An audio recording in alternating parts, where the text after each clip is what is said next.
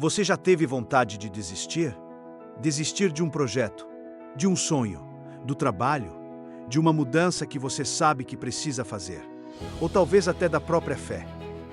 Todos nós conhecemos esse momento. Aquele instante em que continuar parece mais difícil do que abandonar. E existe uma virtude especialmente para esses momentos. Ela se chama fortaleza. Talvez você pense que ser forte é não sentir medo, mas não é. A pessoa forte também sente medo, também se cansa, também chora, também pensa em desistir. A diferença é que ela decide continuar fazendo o bem mesmo quando seria mais fácil abandonar tudo. E hoje nós vamos descobrir por que essa virtude é tão importante para a nossa fé, nossa família, nosso trabalho e até para nossas finanças. Vivemos numa época em que quase tudo precisa ser rápido. Resultado rápido, dinheiro rápido, sucesso rápido, prazer rápido. E quando alguma coisa demora, a gente começa a pensar que está dando errado. Um projeto ficou difícil, abandona. Uma dívida demora para ser quitada, desanima. Um hábito é difícil de mudar, desiste. Uma oração parece não ser respondida, questiona. A nossa cultura muitas vezes confunde dificuldade com fracasso. Mas existe uma verdade que precisamos recuperar. Nem tudo que é difícil está errado. Algumas das coisas mais importantes da nossa vida exigem perseverança. Construir um casamento, educar um filho, aprender uma profissão, quitar uma dívida, reconstruir a confiança, vencer um vício, permanecer fiel à fé. Nada disso acontece de um dia para o outro. Talvez um dos grandes problemas seja acreditar que uma vida boa é uma vida sem sofrimento. Mas o cristianismo nunca prometeu isso. Cristo nunca disse que segui-lo seria fácil. Ele falou de uma cruz, falou de renúncia, falou de perseverança, mas também prometeu estar conosco. A fortaleza nasce justamente dessa compreensão. Eu não preciso gostar da dificuldade. Eu não preciso fingir que não dói. Eu preciso saber por que vale a pena continuar. Porque quando sabemos para onde estamos indo, conseguimos atravessar caminhos difíceis. Imagine um navio no meio de uma tempestade. O vento está forte, as ondas estão enormes, o mar parece querer destruí-lo, mas existe algo que o mantém no caminho, seu leme. E mais importante ainda, seus alicerces. A fortaleza é assim. Ela não faz a tempestade desaparecer. Ela impede que a tempestade decida o nosso destino. Fortaleza não é simplesmente resistência. É resistência orientada para o bem. Porque alguém também pode ser persistente fazendo a coisa errada. A fortaleza cristã é diferente. Ela nos dá força para continuar quando aquilo que devemos fazer é difícil. É o trabalhador que continua sendo honesto quando percebe que poderia ganhar mais trapaceando. É o empresário que não escolhe um atalho desonesto para salvar um negócio. É o pai que continua presente mesmo quando está cansado. É a mãe que permanece firme na educação dos filhos. É a pessoa endividada que continua seguindo o plano mesmo quando gostaria de voltar aos velhos hábitos. É o cristão que continua rezando mesmo durante um período de aridez espiritual. Perceba, a fortaleza aparece justamente quando desistir seria mais fácil. Talvez você nunca tenha pensado nisso, mas sair de uma situação financeira difícil exige fortaleza. Imagine alguém que está profundamente endividado. Ele decide mudar, cancela gastos desnecessários, começa a fazer orçamento, negocia as dívidas, passa a controlar os impulsos. Durante as primeiras semanas, parece motivador. Depois vem o cansaço. Uma emergência aparece. Uma compra que parece irresistível. Um mês mais apertado. E surge aquela voz. Não adianta. Você nunca vai conseguir. Pode voltar a gastar. É nesse momento que a fortaleza entra. Ela diz: continue. Não porque será fácil, mas porque o caminho continua valendo a pena. Cada pequena decisão correta conta. Cada dívida quitada, cada gasto evitado, cada hábito vencido. Cada vez que você diz não ao que destrói seu futuro, você está treinando a fortaleza. Existe outro erro. Pensar que ser forte significa nunca pedir ajuda. Não é isso. Pedir ajuda também pode ser um ato de coragem. Às vezes precisamos conversar com nosso cônjuge, procurar orientação financeira, pedir ajuda à família, conversar com um sacerdote, buscar apoio profissional. A fortaleza não diz, eu consigo sozinho. Ela diz, eu não vou desistir. E existe uma diferença enorme entre as duas coisas. Como desenvolver essa virtude? Comece pequeno. Escolha uma coisa que você sabe que precisa fazer mas está adiando. Talvez uma conversa difícil, uma dívida, um hábito, uma responsabilidade, uma decisão. E dê o próximo passo. Não tente vencer a vida inteira hoje. Vença o dia de hoje. Amanhã você enfrenta o amanhã. É assim que a fortaleza cresce. Não em grandes discursos, mas em pequenas decisões repetidas. Todos nós teremos tempestades. A pergunta não é: como faço para nunca sofrer? A pergunta é: quem eu vou ser quando a tempestade chegar? Porque a fortaleza não elimina o medo. Ela impede que o medo governe nossas escolhas. Não elimina o sofrimento, mas transforma o sofrimento em ocasião de crescimento. Não torna o caminho fácil, mas nos dá coragem para continuar caminhando. E talvez você esteja enfrentando justamente agora uma tempestade que ninguém conhece. Uma dívida, um problema familiar, uma dificuldade profissional, uma luta interior, uma preocupação que você carrega em silêncio. Não desista. Talvez você não consiga resolver tudo hoje, mas consegue dar o próximo passo. E às vezes, a santidade começa exatamente aí. Nesta semana, escolha uma coisa boa que você está quase abandonando. E não tente resolver tudo. Dê apenas o próximo passo. Pague uma parte da dívida. Tenha aquela conversa. Volte a rezar. Retome aquele projeto. Cumpra aquela responsabilidade. Faça o que precisa ser feito, mesmo com medo, mesmo cansado, mesmo sem vontade. Porque fortaleza não é nunca cair. É levantar e continuar. Quando vier a tempestade, não pergunte apenas: quando isso vai acabar? Pergunte: Senhor, o que eu preciso fazer agora? E dê o próximo passo.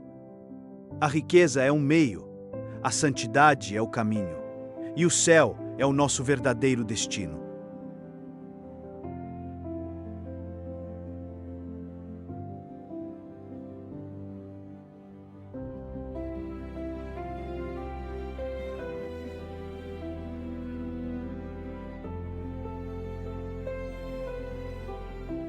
Quando foi a última vez que você disse: eu quero isso, mas não preciso disso?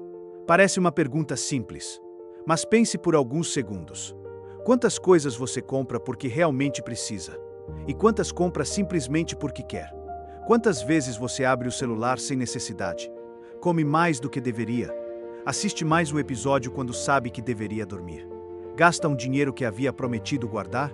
O problema é que vivemos em uma sociedade que praticamente eliminou a palavra basta. Sempre existe mais um produto, mais um vídeo, mais uma compra, mais uma promoção, mais uma experiência, mais prazer. E quando conseguimos alguma coisa, rapidamente queremos a próxima. Mas existe uma virtude cristã que nos ensina justamente o contrário. Ela se chama temperança, e ela pode ser uma das virtudes mais importantes para quem quer aprender a administrar bem a própria vida. Imagine uma pessoa que ganha um salário razoável. Ela trabalha, paga suas contas, mas sempre está sem dinheiro. Por quê? Porque cada aumento de renda traz um novo aumento de padrão de vida. Um celular melhor, um carro melhor, uma casa maior, um restaurante mais caro, uma viagem, uma assinatura, outra compra parcelada. O salário aumenta, mas a sensação de que falta alguma coisa continua. Isso acontece porque existe uma diferença enorme entre ter necessidades e ter desejos. E quando nossos desejos começam a governar nossas decisões, perdemos a liberdade. A pessoa pensa: eu não consigo ficar sem isso. Eu preciso comprar. Eu mereço. Depois eu vejo como pagar. E, pouco a pouco, aquilo que deveria ser nosso instrumento passa a controlar nossa vida. Existe uma definição de liberdade muito comum nos nossos dias. Ser livre é fazer aquilo que eu quero. Mas será que é mesmo? Se eu quero comer tudo o que tenho vontade e não consigo me controlar, sou livre? Se quero comprar alguma coisa, mas preciso fazer uma dívida para conseguir, sou livre? Se quero passar horas nas redes sociais e não consigo parar, sou livre? Se fico irritado quando não posso satisfazer um desejo, quem está realmente no controle? Talvez a verdadeira liberdade seja justamente o contrário. Ser livre é conseguir escolher o que é bom, mesmo quando aquilo que eu quero é outra coisa. E é exatamente aí que entra a temperança. Temperança não significa rejeitar os prazeres da vida. Não significa nunca comer algo gostoso. Não significa nunca comprar alguma coisa. Não significa viver triste, sem conforto ou sem diversão. A igreja não ensina isso. A temperança é a virtude que ajuda a moderar os desejos e os prazeres de acordo com a razão e com o bem. Ela coloca cada coisa no seu devido lugar. Comer é bom, mas comer sem medida pode fazer mal. Descansar é bom, mas transformar o descanso em preguiça prejudica nossa vida. Ter dinheiro é bom, mas fazer do dinheiro o centro da existência destrói nossa liberdade. Ter prazer é bom, mas viver em busca constante de prazer nos torna escravos dele. A temperança não destrói os desejos, ela os ordena. Agora pense nisso aplicado às finanças. O problema de muitas pessoas não é simplesmente ganhar pouco. É não conseguir dizer basta. Quando ganham mais, gastam mais. Quando recebem um bônus, já encontram uma maneira de gastá-lo. Quando aparece uma promoção, compram porque está barato. Mas uma coisa estar barata não significa que precisamos dela. E aqui existe uma pergunta poderosa que podemos começar a fazer antes de qualquer compra. Eu realmente preciso disso. Depois, eu posso pagar por isso sem comprometer minhas prioridades? E finalmente, eu estou comprando porque preciso ou porque estou tentando satisfazer alguma emoção? Essa última pergunta é especialmente importante, porque muitas compras não são feitas para resolver uma necessidade. São feitas para aliviar a ansiedade, compensar frustração, buscar reconhecimento, ou simplesmente sentir prazer por alguns minutos. E depois, a conta chega. Imagine duas pessoas. As duas recebem exatamente o mesmo salário. A primeira pensa, eu trabalho muito, eu mereço aproveitar. A segunda pensa, eu também quero aproveitar, mas preciso cuidar do meu futuro. A primeira aumenta o padrão de vida sempre que pode. A segunda estabelece limites, não porque seja avarenta, mas porque sabe que dinheiro também precisa cumprir outras funções. Construir uma reserva, cuidar da família, pagar dívidas, investir, ajudar quem precisa e, acima de tudo, não se tornar escrava do próprio consumo. Temperança é entender que nem todo desejo precisa ser atendido imediatamente. Às vezes, esperar é uma forma de liberdade. Existe uma diferença importante entre temperança e privação. Privação diz, eu não posso. Temperança diz, eu posso, mas escolho não fazer. Essa diferença muda tudo, porque quando você consegue dizer, eu poderia comprar isso, mas prefiro guardar. Eu poderia gastar, mas tenho uma prioridade maior. Eu poderia continuar, mas já foi suficiente. Você não está perdendo liberdade, está exercendo liberdade. Você está mostrando que seus desejos são seus servos. E essa virtude não se aplica apenas ao dinheiro. Ela aparece quando desligamos o celular, quando paramos de comer depois de estarmos satisfeitos, quando sabemos a hora de dormir, quando não respondemos imediatamente a uma provocação, quando não precisamos comprar tudo aquilo que vemos, quando sabemos parar de trabalhar para estar com nossa família, quando conseguimos dizer não a alguma coisa que nos faria mal. A temperança aparece em pequenas decisões, e são essas pequenas decisões que, pouco a pouco, formam nosso caráter. Existe um paradoxo aqui. Quanto mais uma pessoa acredita que precisa satisfazer todos os seus desejos, menos livre ela se torna.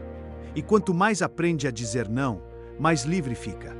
Porque ela começa a perceber, eu não preciso ter tudo, eu não preciso experimentar tudo, eu não preciso comprar tudo, eu não preciso responder a todo impulso. E talvez a maior descoberta seja, eu já tenho o suficiente para viver bem. Mas existe algo ainda mais profundo. A temperança não existe apenas para melhorar nossa vida financeira. Ela existe para colocar nossos desejos na ordem correta. Porque existe um perigo ainda maior do que gastar demais. É desejar as coisas criadas mais do que desejamos o próprio Criador. Quando o dinheiro ocupa o primeiro lugar, ele vira um ídolo. Quando o conforto ocupa o primeiro lugar, ele vira um ídolo. A temperança nos ajuda a colocar cada coisa no seu lugar. Podemos desfrutar das coisas boas que Deus criou, mas nenhuma delas pode ocupar o lugar de Deus. Então, como começar? Escolha uma área da sua vida onde você sente que perdeu o controle. Pode ser compras, comida, celular, redes sociais, entretenimento ou até trabalho. E durante esta semana, pratique uma pequena renúncia. Não precisa ser algo gigantesco. Talvez seja adiar uma compra, passar um dia sem comprar nada que não seja necessário, desligar o celular durante uma refeição, parar de trabalhar no horário que você estabeleceu, ou simplesmente dizer, hoje já é suficiente. Você vai descobrir algo interessante. No começo, parece que está perdendo alguma coisa. Depois, percebe que está recuperando o controle. A sociedade diz, você precisa de mais. A temperança pergunta: você realmente precisa? A sociedade diz: não se prive de nada. A temperança responde: você é livre para escolher. A sociedade diz: siga todos os seus desejos. A temperança ensina: nem todo desejo merece ser obedecido. E talvez essa seja uma das maiores formas de liberdade que podemos conquistar. Aprender a dizer: basta. Não porque tudo seja ruim, mas porque algumas coisas boas precisam permanecer no lugar certo. Nesta semana, escolha uma coisa que você normalmente faz por impulso. Uma compra, um alimento, uma hora nas redes sociais, algum entretenimento, e pratique o basta. Antes de satisfazer esse desejo, pare, respire e pergunte: isso está me governando ou eu estou governando isso? Se você perceber que não precisa, tenha coragem de dizer: não hoje. Talvez pareça uma pequena decisão, mas é assim que a liberdade começa. Prudência nos ensina a escolher o caminho certo. Justiça nos ensina a tratar o outro corretamente. Fortaleza nos dá força para permanecer no bem. E agora, a temperança nos ensina a governar a nós mesmos. Porque não adianta saber administrar dinheiro, se não conseguimos administrar nossos próprios desejos. Não adianta ganhar mais, se nunca aprendemos o que é suficiente. E não adianta conquistar o mundo, se perdemos a própria alma. A riqueza é um meio, a santidade é o caminho, e o céu é o nosso verdadeiro destino. Você já percebeu como algumas decisões erradas podem destruir anos de trabalho? Uma mentira, um contrato quebrado, uma pequena desonestidade, uma promessa não cumprida. Muitas vezes, pensamos que os grandes fracassos acontecem por falta de dinheiro, inteligência ou oportunidade. Mas a Bíblia mostra algo diferente. Grande parte dos fracassos começa quando deixamos de praticar uma virtude essencial, a justiça. Hoje vamos descobrir por que viver justamente gera confiança, fortalece relacionamentos, protege nosso patrimônio e nos aproxima de Deus. Porque uma vida construída sobre a justiça permanece firme, mesmo quando chegam as dificuldades. Vivemos uma cultura que frequentemente recompensa quem leva vantagem.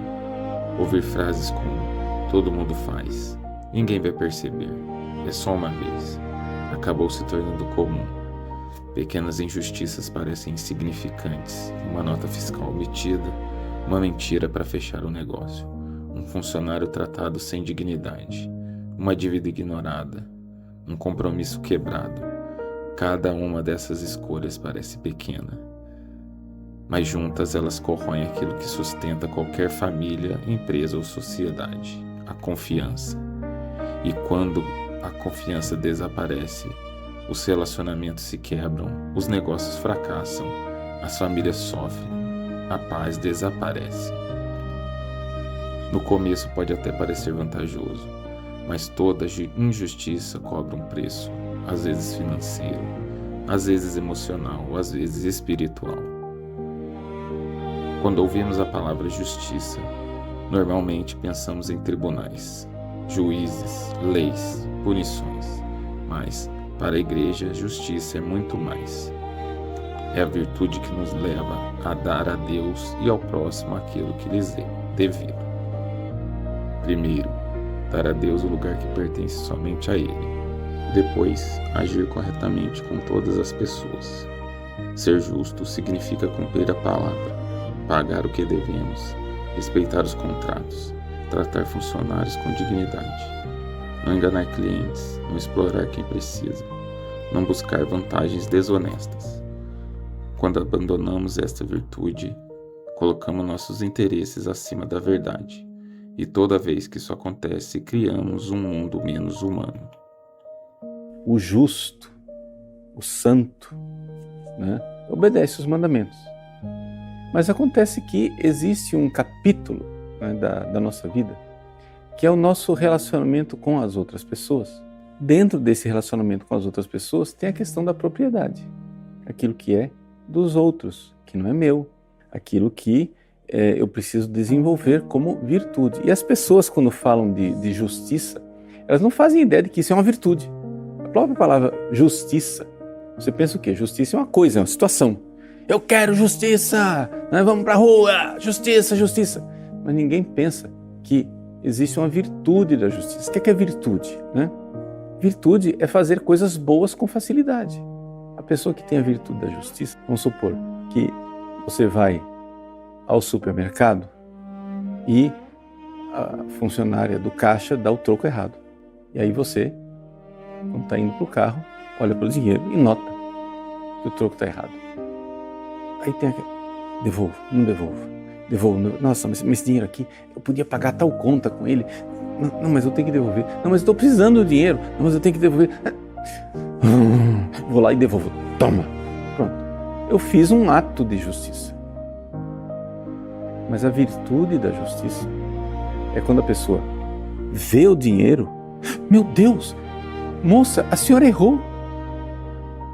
A pessoa sente quase uma repugnância de ficar com aquilo que não é dela, entende? Porque aquilo já está adquirido, já está, né? Principalmente quando a pessoa está em estado de graça e não tem só a virtude da justiça adquirida, tem a virtude da justiça ali, né? Motivada por Deus, infusa, né? É essa coisa. Então, o que é justiça? Unicuique sum tribuere. Dar a cada um o que é o seu. Dar o que é devido ao outro. A justiça não existe apenas para evitar punições. Ela existe para construir comunhão. Onde existe justiça, nasce confiança. Onde existe confiança, a vida floresce. Pense numa ponte. Ela permanece firme porque cada parte suporta exatamente o peso que lhe corresponde. Se uma única estrutura falha, toda a ponte fica comprometida. A sociedade funciona da mesma maneira. A justiça mantém tudo unido. Quando cada pessoa cumpre sua responsabilidade, a família cresce, as empresas prosperam, os contratos são respeitados, os pobres são protegidos, a riqueza circula de forma saudável, a paz se fortalece, não por acaso. A doutrina social da Igreja afirma que não existe verdadeira caridade sem justiça. A caridade socorre quem sofre. A justiça procura impedir que o sofrimento aconteça. As duas caminham juntas. Talvez você esteja pensando, como posso viver essa virtude? Comece nas pequenas decisões. Se prometeu, cumpra. Se deve, pague. Se errou, repare. Se administra pessoas, trate-as com respeito.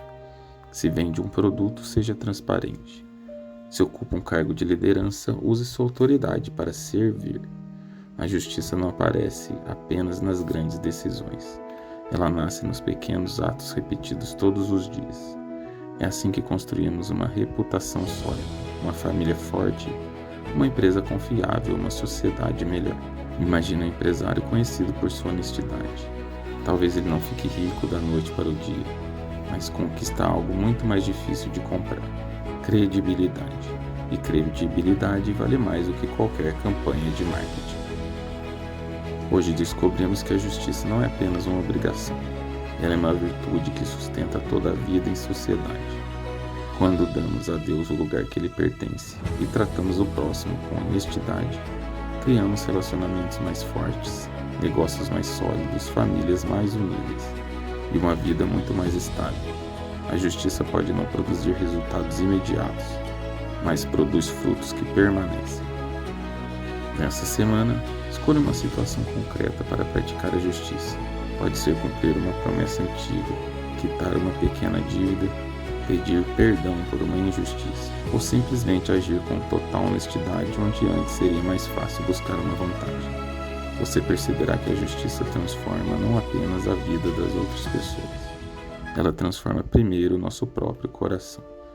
A riqueza é um meio, a santidade é o caminho. O céu é nosso verdadeiro destino.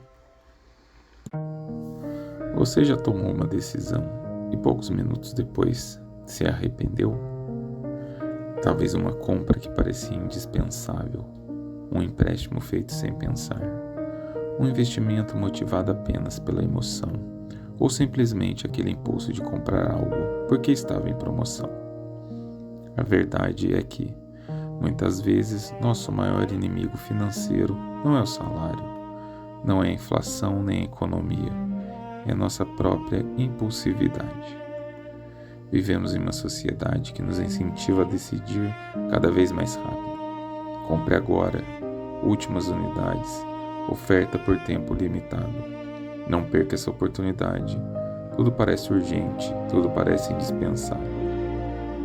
Mas Deus nunca nos ensinou a viver dessa maneira. Muito pelo contrário, a palavra de Deus nos convida a parar, refletir, discernir e somente então agir. Existe uma virtude que pode transformar completamente a maneira como administramos o dinheiro, a família, o trabalho e até mesmo nossa vida espiritual. Essa virtude se chama prudência. Mas afinal, o que realmente significa ser prudente? Antes de continuarmos, quero convidar você a ouvir atentamente essa explicação do Padre Paulo Ricardo. A palavra prudência, para nós, hoje em dia, na linguagem comum, popular, é uma espécie de cautela, né? É uma espécie de esperteza do macaco velho que não põe mão em cumbuca fria. Mas não é isso. A prudência, na tradição da filosofia perene, na filosofia de Santo Tomás de Aquino, a prudência é a virtude que dispõe os meios para alcançar o fim. Então, vejam só. O ser humano, no seu agir, né, ele tem uma finalidade. Nós temos direção. Mas o agir humano, né, ele tem isto. E veja, você não precisa acreditar em mim. Olhe para dentro de você. Dentro de você, você vê isso. Você tem essa sede, essa ânsia de uma finalidade, de uma realização. Né? Então, quando você escolhe o fim, você então começa, né, a determinar os meios, os passos que você precisa dar para chegar lá.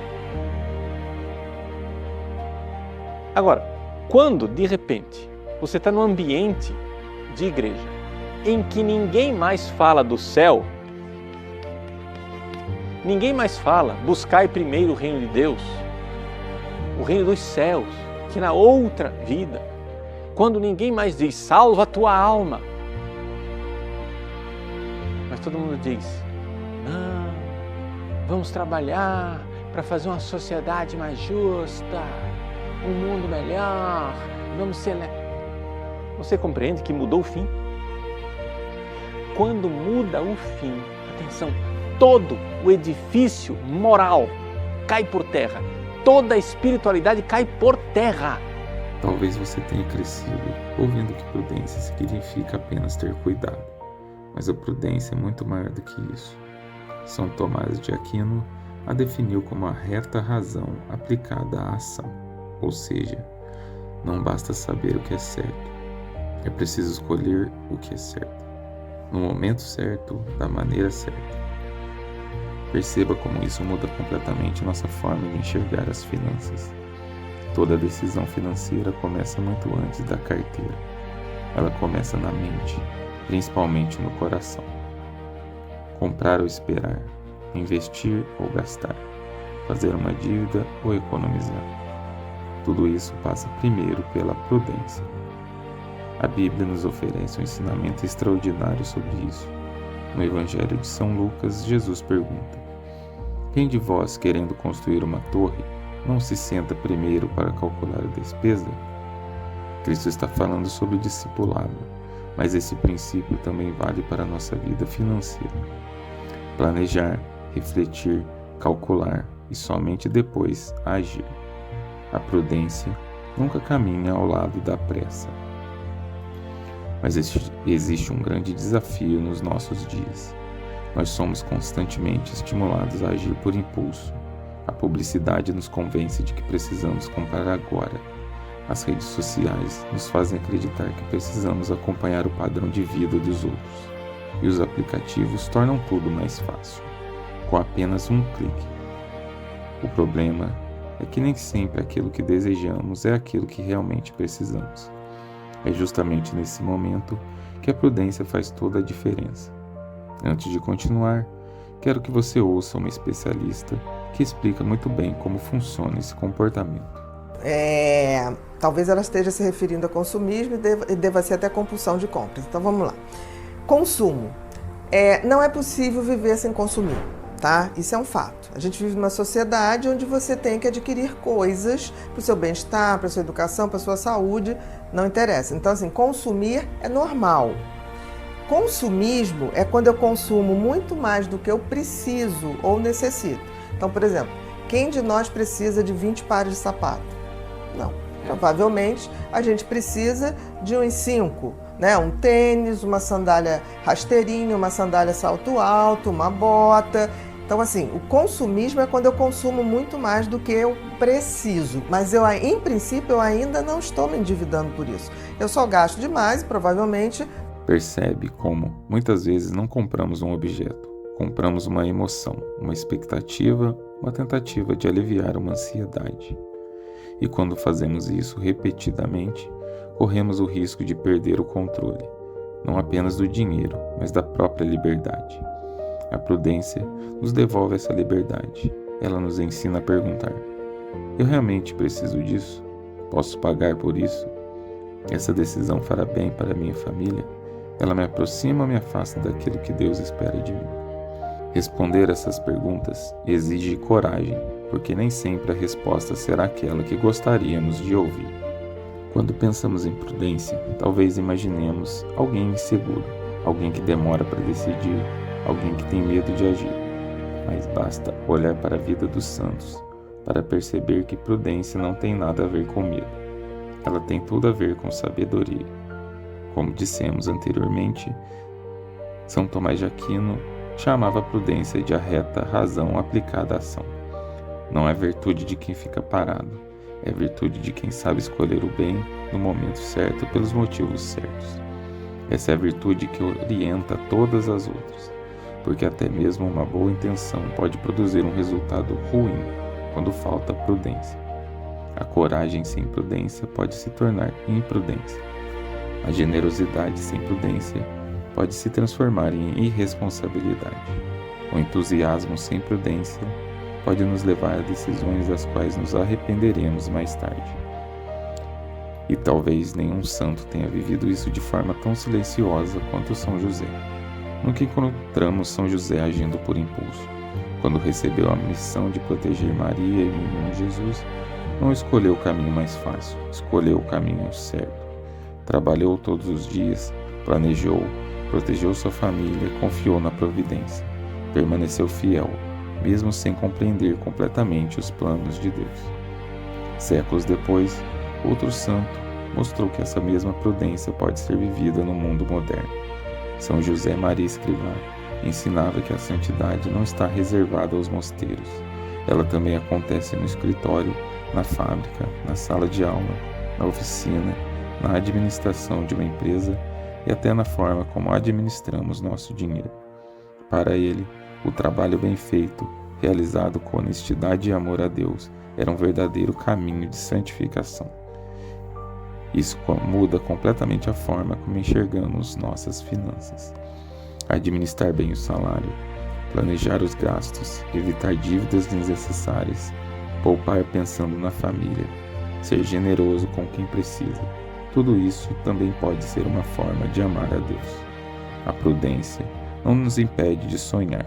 Ela nos ensina a construir esses sonhos sobre fundamentos sólidos, como nos ensina o livro dos Provérbios. Os planos do diligente conduzem à abundância, mas todo precipitado acaba na pobreza. Vivemos em um mundo que valoriza a velocidade, mas Deus continua valorizando a sabedoria, e talvez seja justamente por isso que a prudência continua sendo uma das virtudes mais necessárias para o nosso tempo. Talvez a maior mudança que podemos fazer em nossa vida financeira não seja ganhar mais dinheiro, mas aprender a decidir melhor. Toda grande conquista começa com pequenas escolhas, escolhas feitas com calma, com responsabilidade e, sobretudo, com oração e com prudência. Que São José nos ensine a trabalhar com fidelidade, que o Espírito Santo ilumine nossas decisões e que nunca nos falte a prudência para administrar tudo aquilo que Deus colocou em nossas mãos. Se este vídeo ajudou você, escreva aqui nos comentários. Qual foi a decisão mais prudente que mudou sua vida? Eu quero muito ler o seu testemunho. E lembre-se, a riqueza é o meio, mas a santidade é o fim. Que Deus abençoe você e sua família e até o próximo episódio. E se a maior prova de riqueza não fosse o que você guarda, mas o que você é capaz de doar? Parece radical, né? Especialmente num mundo que vive nos dizendo para acumular, construir muros e achar que segurança é um número alto na conta bancária. Mas, e se essa segurança for uma grande ilusão? Neste vídeo, a gente vai desmontar a ideia de que dinheiro foi feito para ficar em cofres. Vamos descobrir a visão cristã que transforma o dinheiro na ferramenta mais poderosa para servir a Deus e mudar o mundo. Se prepare, porque a nossa conversa de hoje pode mudar para sempre o jeito que você enxerga cada centavo que passa pela sua mão. Vamos ser sinceros. A pergunta que move a nossa cultura é: como eu posso ter mais? Desde criança, a gente é treinado na lógica de juntar. A gente ganha um cofrinho para aprender a poupar.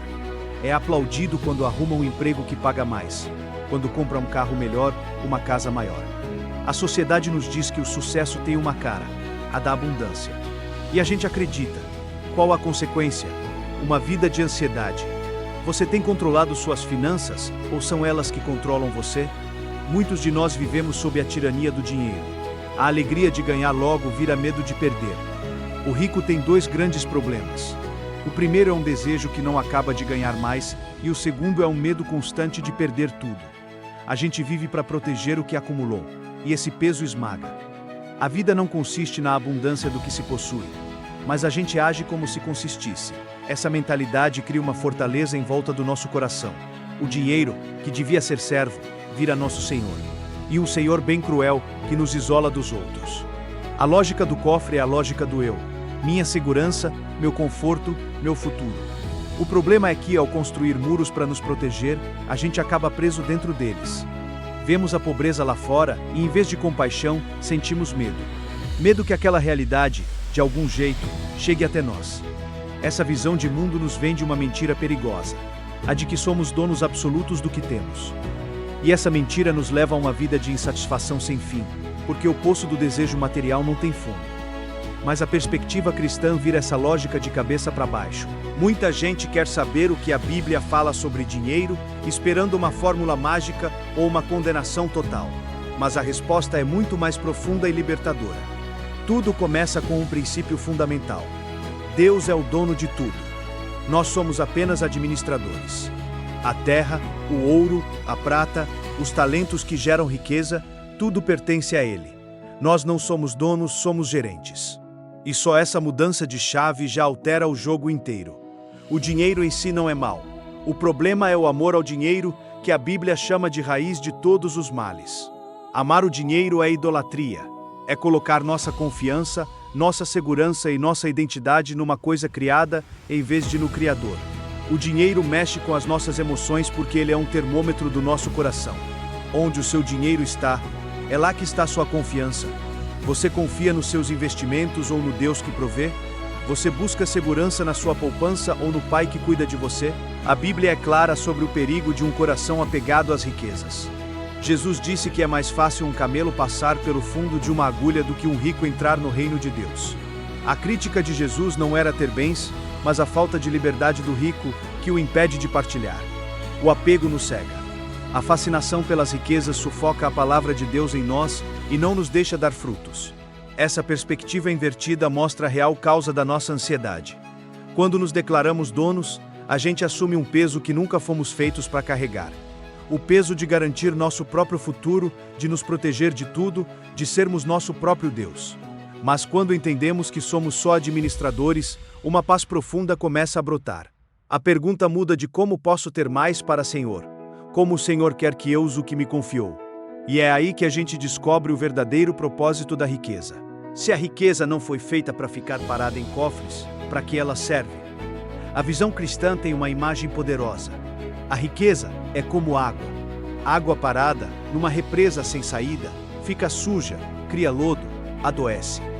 Mas a água que flui por um rio gera vida por onde passa. Irriga os campos, mata a sede, move moinhos. O verdadeiro destino da riqueza não é acumular, mas circular. Ela foi feita para fluir através de nós e ser um instrumento do amor de Deus no mundo.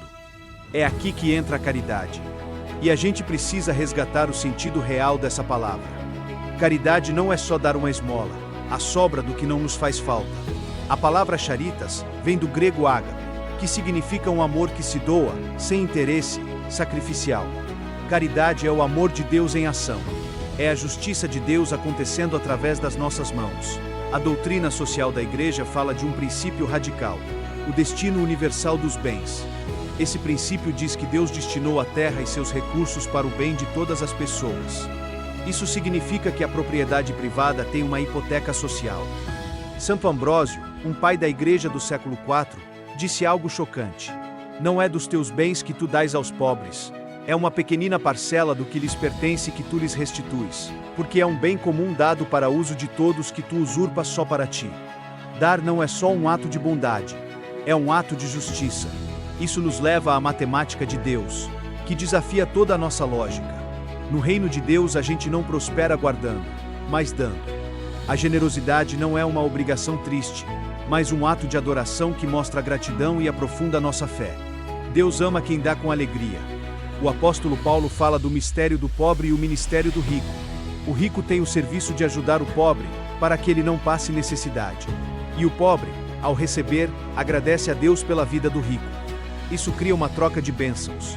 O dinheiro, então, vira um conector de vidas, um canal da graça de Deus que enriquece tanto quem dá quanto quem recebe. Tudo isso é lindo, você pode pensar.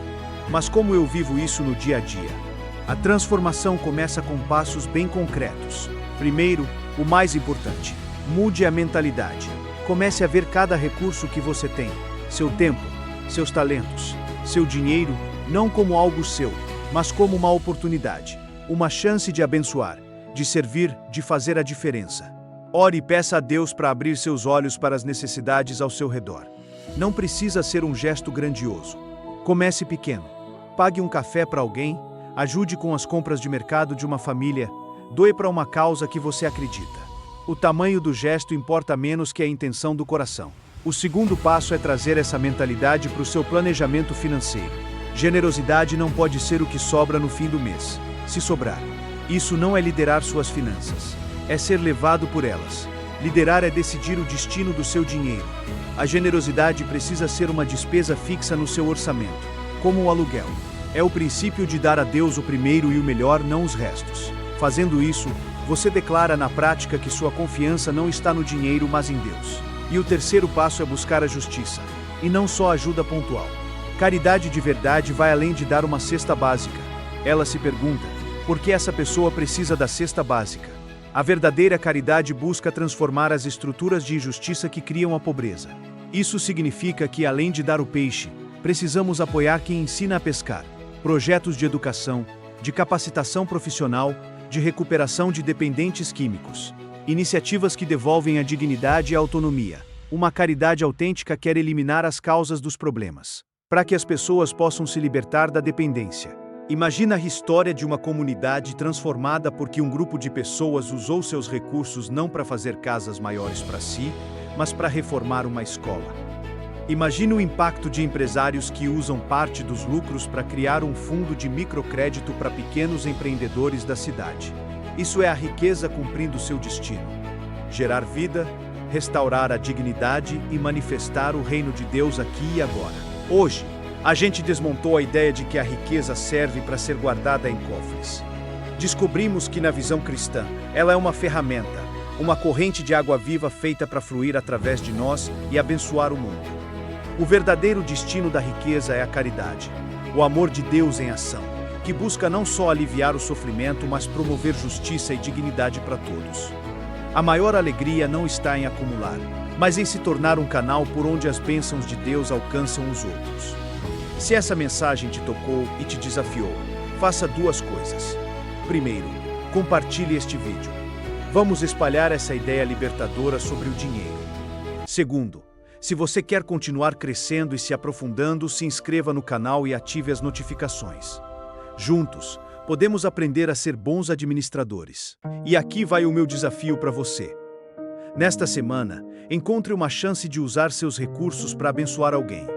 Não precisa ser algo grande.